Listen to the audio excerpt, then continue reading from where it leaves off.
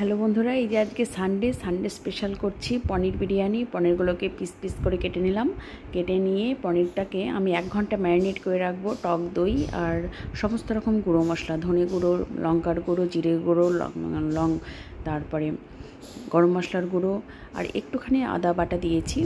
আর এগুলো দিয়ে একদম ম্যারিনেট করে রাখবো। আর এদিকে দেখো আলুর দম করব। আলুর মশলাটাকে কষিয়ে নিচ্ছি, নর্মাল ওয়েতে যেভাবে করি সেভাবেই করছি। আর এদিকে হাঁড়িতে আমি সমস্ত রকম গরম মশলা দিয়ে, লবণ দিয়ে, সাদা তেল আর লেবুর রস দিয়ে আমি বাসমতি রাইসটা বসিয়ে দিয়েছি। 80% করে নামাবো। আর এইদিকে দেখো বিরিয়ানিটা করছি।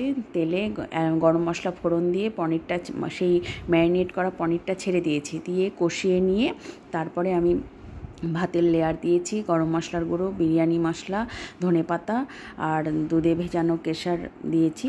সেটা দিয়ে লেয়ার বাই লেয়ার করে আমি বিরিয়ানিটা নামালাম। খেতে খুব সুন্দর হয়েছে, দেখতেও দেখো দারুণ সুন্দর হয়েছে।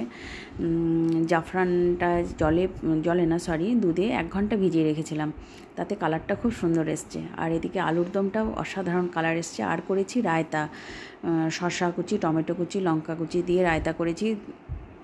আর তার মধ্যে ভাজা জিরের গুঁড়ো দিয়েছি, বিট নুন দিয়েছি আর লেবুর রস। এই ছিল আজকের সানডে স্পেশাল লাঞ্চ থালি। কেমন লাগলো বন্ধুরা? ভালো লাগলে প্লিজ পাশে থাকার অনুরোধ করছি। আর যারা পাশে আছো তাদের অনেক অনেক ধন্যবাদ। ঠিক আছে, আজকের মতো বাই।